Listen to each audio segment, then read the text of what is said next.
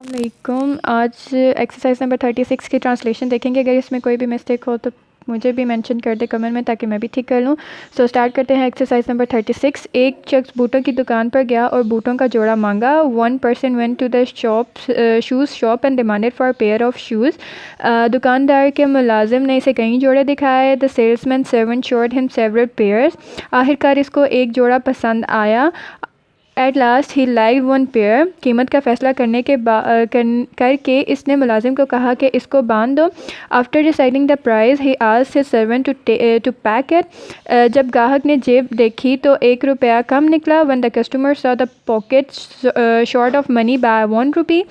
اس نے کہا میں بوٹ لے جاتا ہوں اور بقایا رقم میں ابھی دے جاتا ہوں۔ He said I take the boot and will pay the balance now۔ ملازم نے کہا بہت اچھا جناب۔ Servant said very well sir۔ جب گاہک بوٹ لے کر چلا گیا تو مالک دکان نے ملازم کو جھاڑا کہ تم عجیب احمق ہو۔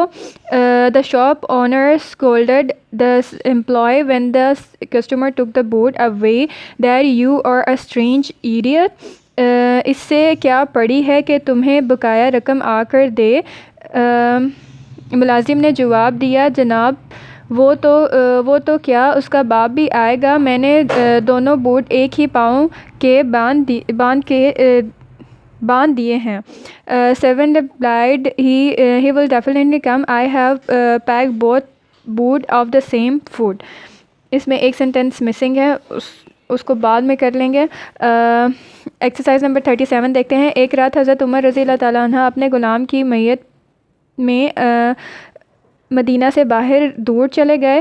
Once حضرت عمر went out of Medina with the company of a servant۔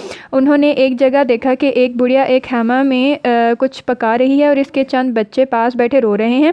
At one place he saw a old woman was cooking something in a tent and some children sitting next to her was crying۔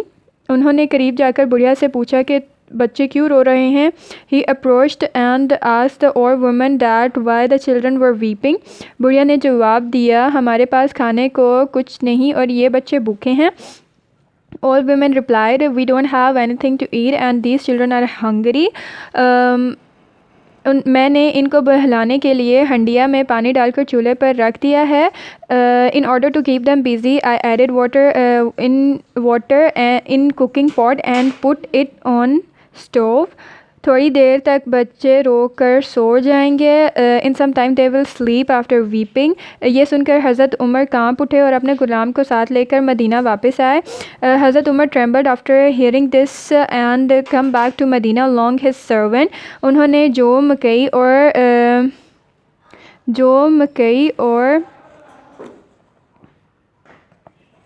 کھجوروں کی بوری بھر کر اپنی پیٹھ پر اٹھائی اور بڑھیا کے گھر چھوڑ آئے۔ He packed sack of barley, maize and dates and put on his back and took it to the old woman's house۔ Next میں ہم ایکسرسائز نمبر 38 اور 39 کریں گے۔ Till then اللہ حافظ۔